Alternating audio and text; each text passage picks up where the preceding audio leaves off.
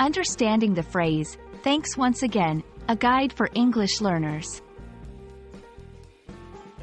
Hello, everyone. Welcome to our English language learning channel. In today's video, we're going to explore the phrase, thanks once again.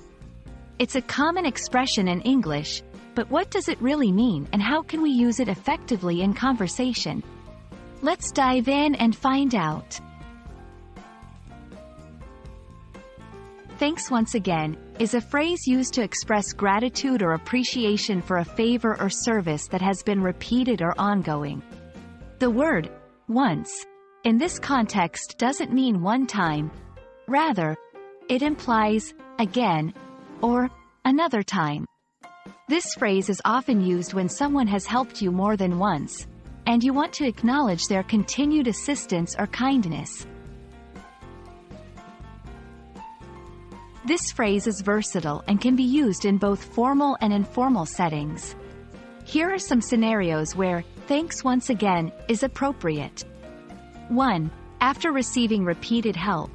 If someone has helped you multiple times, this phrase is a great way to express your continued gratitude. 2. In emails or letters, especially when acknowledging ongoing support or services. 3. In speeches or public acknowledgments, when thanking someone publicly for their repeated contributions or assistance. While thanks once again is straightforward, there are variations that carry a similar meaning. Thank you, once more. Thanks again. Each variation has a slightly different nuance, but they all convey repeated gratitude.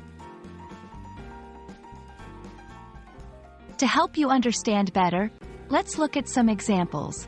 1. Thanks once again for your guidance on the project.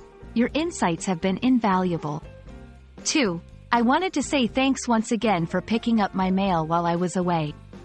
3. In a speech, I cannot express enough gratitude, but thanks once again for all your support.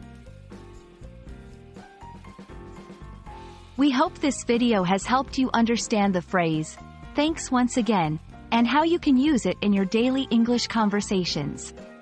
Remember, it's a wonderful way to express gratitude, especially for repeated favors or help. Stay tuned for more videos, and thanks once again for watching.